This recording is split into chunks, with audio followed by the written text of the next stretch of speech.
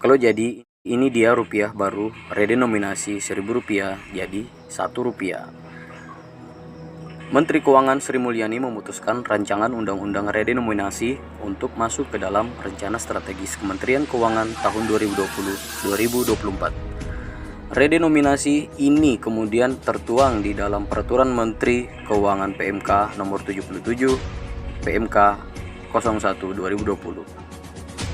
Kemenkeu mencatat setidaknya ada dua alasan mengapa penyederhanaan nilai mata uang rupiah harus dilakukan. Pertama, untuk menimbulkan efisiensi berupa percepatan waktu transaksi, berkurangnya risiko human error, dan efisiensi pencantuman harga barang, strap, jasa karena sederhananya jumlah digit rupiah.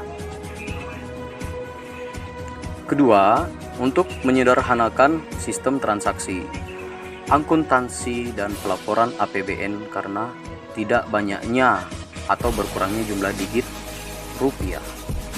Pada 2017 adalah pertama kalinya Kementerian Keuangan bersama Bank Indonesia mengajukan RUU redenominasi mata uang.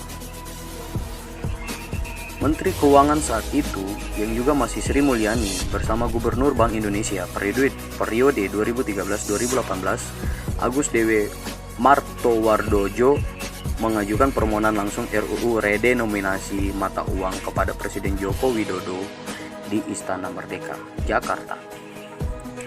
Respon Presiden Jokowi dikabarkan kala itu menyambut baik dan siap untuk dibicarakan oleh para legislator atau dalam hal ini Dewan Perwakilan Rakyat. Sayangnya, sejak 2018 hingga 2020, RUU redenominasi tidak masuk dalam program legislasi nasional atau prolegnas. Pengalaman negara lain menunjukkan keberhasilan redenominasi menuntut stabilitas makroekonomi, inflasi yang terkendali, nilai tukar mata uang, dan kondisi fiskal.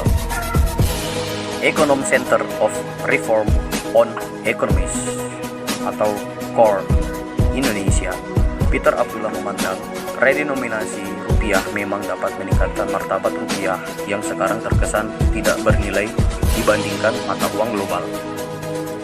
Salah satu persyaratan redenominasi mata uang adalah inflasi yang stabil dan rendah. Menurut Peter, Indonesia sudah memenuhi syarat ini dalam 5 tahun terakhir. Sementara pelaksanaan redenominasi membutuhkan proses yang panjang. Menurut Peter, apabila pemerintah ingin melakukan redenominasi rupiah harus mendapatkan kesepakatan terlebih dahulu.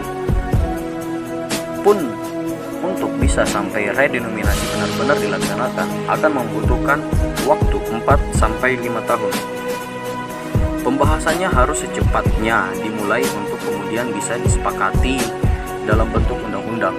Kalau sudah ada undang-undang, tahapan redenominasi masih panjang. Proses ini akan memakan waktu sekitar 4-5 tahun. Jelas Peter kepada CNBC Indonesia Selasa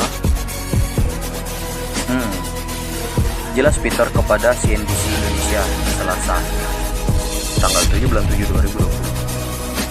Perubahan harga rupiah ini pernah dijelaskan lengkap dalam kajian Bank Indonesia BI. Redenominasi bukanlah sunering atau pemotongan daya beli masyarakat melalui pemotongan nilai uang.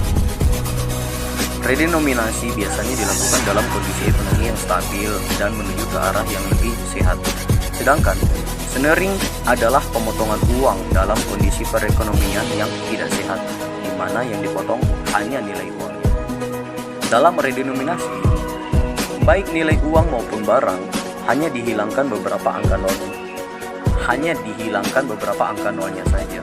Dengan demikian, redenominasi akan menyederhanakan penulisan nilai barang dan jasa yang diikuti pula penyederhanaan penulisan alat pembayaran atau uang. Selanjutnya, hal ini akan menyederhanakan sistem akuntansi dalam sistem pembayaran tanpa menimbulkan dampak negatif bagi perekonomian. Ini dia penampakannya.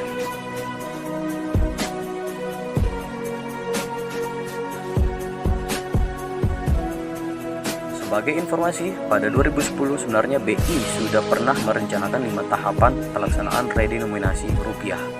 Pada tahap pertama, yaitu pada 2010, BI melakukan studi banding tentang redenominasi di beberapa negara. Tahap kedua, tepatnya pada 2011-2012 merupakan masa sosialisasi. Tahap ketiga, 2013 sampai 2015 merupakan masa transisi ketika ada 2 kuotasi penyebutan nominal uang. Kemudian pada tahap keempat atau tepatnya 2016 sampai 2018, BI akan memastikan uang lama yang belum dipotong jumlah nolnya akan benar-benar habis dengan batas penarikan pada 2018. Pada tahun 2019-2020 merupakan tahap kelima sebagai tahap terakhir. Keterangan baru dalam uang cetakan baru akan dihilangkan. Masyarakat siap melakukan pembayaran dengan uang yang telah diredenominasi. Oke guys, sekian dan terima kasih.